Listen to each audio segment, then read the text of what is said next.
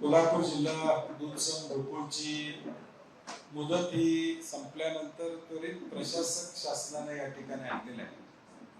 आम्ही मध्यंतरी म्हणलो होतो की अधिवेशनात देखील अत्यंत गडबडीनं 1,00,000 सोसायटीवर प्रशासक नेमाचा कायदा केला. पूर्वी कोविडच्या काळामध्ये आहे ती बॉडी कंटिन्यू ठेवावी या पद्धतीची भूमिका झाली होती आणि मला वाटतं ही निवडणूक पुढे जावी आणि प्रशासक यावा असे प्रयत्न गेले 6 महिने चालू होते. आता स्पष्टपणे दिसतंय आणि सहकार्याच्या दृष्टीनं हे दुर्दैव आहे की निवडून येणारी बॉडी कुणाची येऊ दे, लोक ज्यांना निवडून देतात लोकशाहीनं त्यांनी पदाधिकारी किंवा सत्तेत असावं ही भूमिका शासनाने घेणं अभिप्रेत होतं.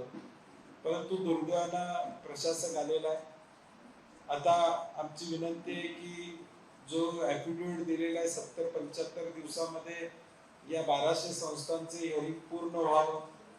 आमची विनंती आहे दुग्ध ARना किती हिअरिंग लवकर आवरा. आता परत पावसाळा आला की निवडणुका होणार नाहीत नियमाप्रमाणे, त्यामुळे परत पावसाळ्याच्या पुढे जाणार आहेत. किमान हे हिअरिंग संपून किमान त्या 1200 लोकांना न्याय द्यावा आणि निवडणुकीची तयारी करून ठेवावी. जे ठराव मागवायचे त्याची सुरुवात या 70-75 दिवसानंतर होऊ शकते. या सगळ्या प्रक्रिया कराव्यात अशी आमची अपेक्षा साधारणपणे शासनाकडे त्या ठिकाणी असणार.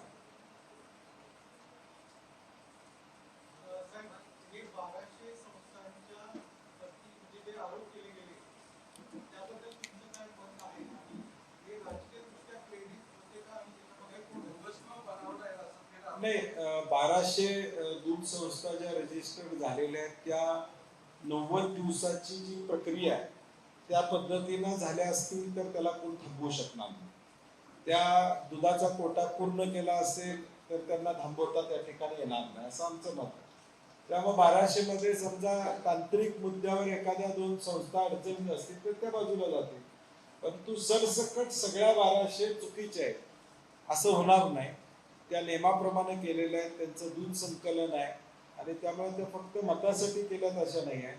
तर स्थानिक गावामध्ये वेगवेगळे गट असतात, त्या गटाचं दूध या गटाच्या डेअरीला जात नसतं आणि मग त्या दृष्टिकोनातून देखील ते दूध वाढीसाठी देखील गरजेचं असतं.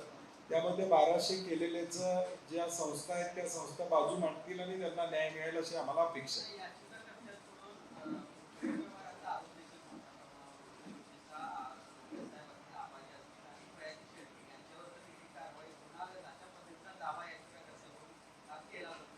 मी मागच्या वेळी म्हटलं तसं त्यांच्याशी चर्चा केली पाहिजे की बाबा तुमच्याकडे नेमकी अशी काय माहिती आहे की ज्याच्यामुळं ईडीची कारवाई त्या ठिकाणी संचालकांच्यावर या 3च संचालकांच्यावर होऊ शकते.